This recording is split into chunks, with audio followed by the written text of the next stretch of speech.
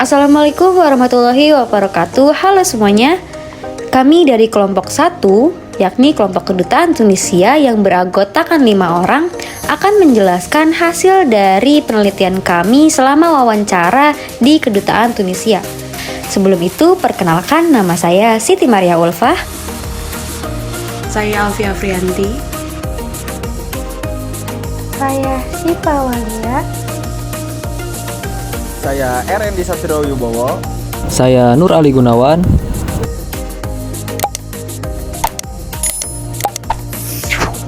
Tunisia merupakan negara yang terletak di pantai utara benua Afrika dan berbatasan dengan Laut Mediterania di utara dan timur, Aljazair di barat, dan Libya di tenggara.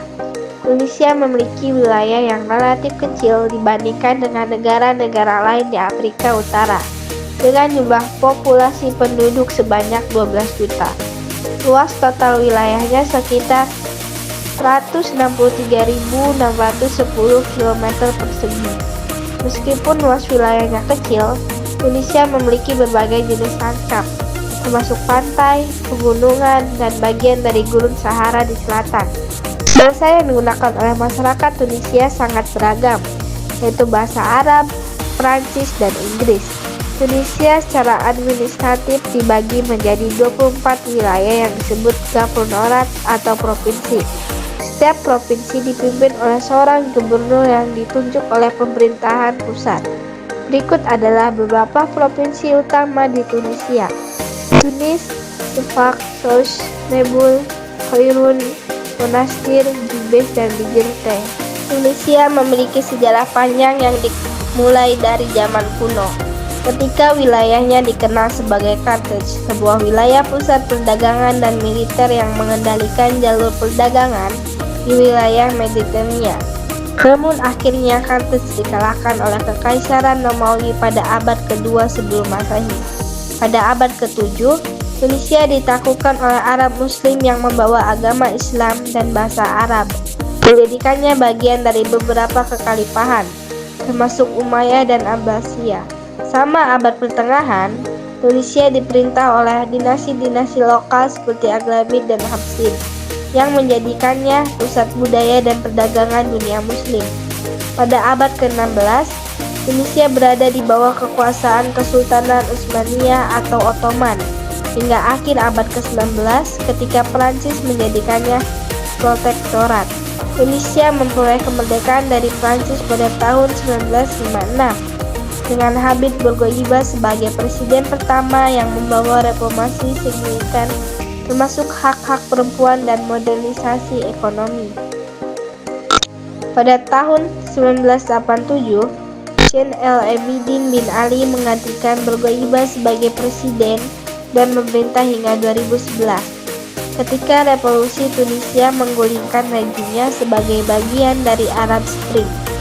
Setelah itu, Tunisia berhasil membentuk pemerintahan demokratis dengan konstitusi baru pada tahun 2014, menjadikannya salah satu negara paling sukses dalam transisi demokrasi di dunia Arab meskipun terus menghadapi tantangan politik dan ekonomi. Baik, saya Alfia Frianti. Di sini saya akan menjelaskan mengenai sejarah sistem pemerintahan di Tunisia. Pada masa Carthage, Tunisia diperintah oleh sistem monarki aristokratik, kemudian menjadi bagian dari provinsi Romawi setelah Carthage dikalahkan.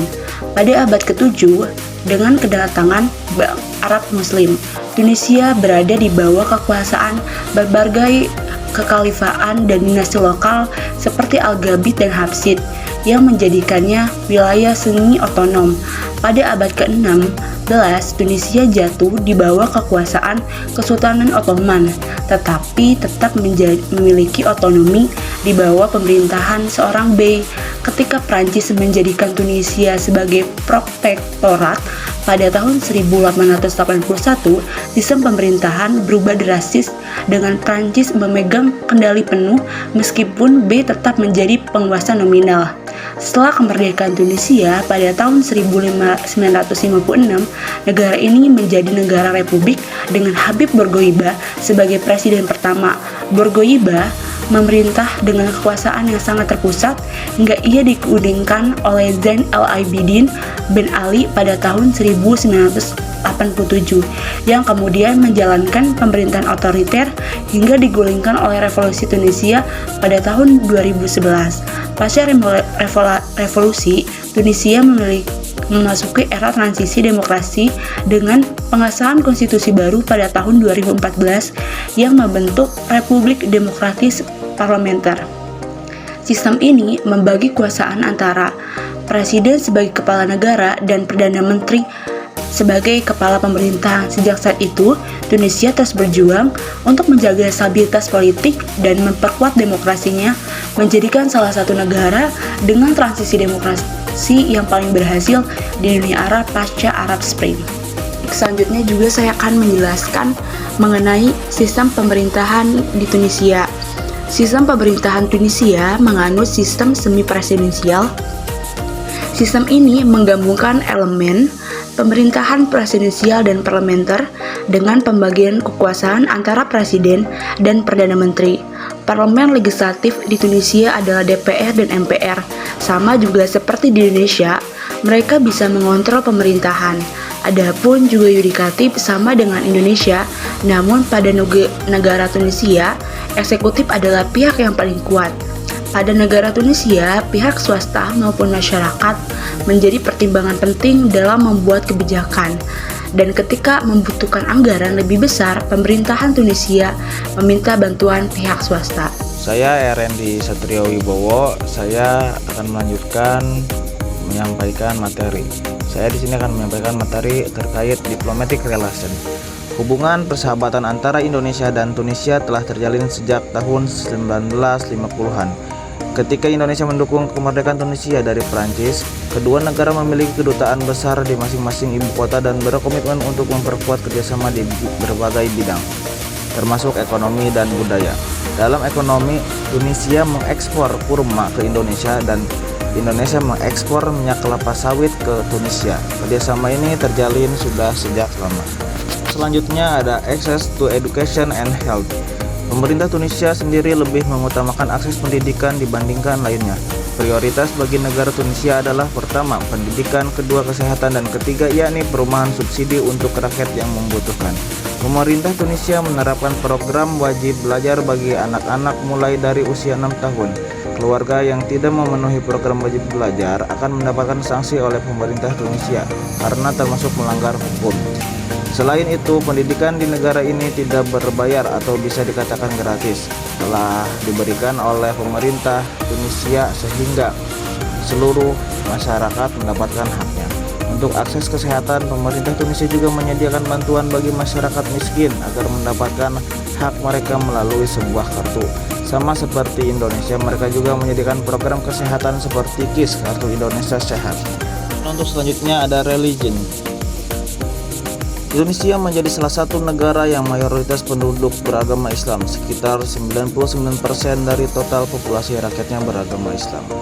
Lebih banyak dari negara Indonesia, Islam diakui sebagai agama resmi negaranya dan konstitusi menetapkan bahwa presiden harus seorang muslim.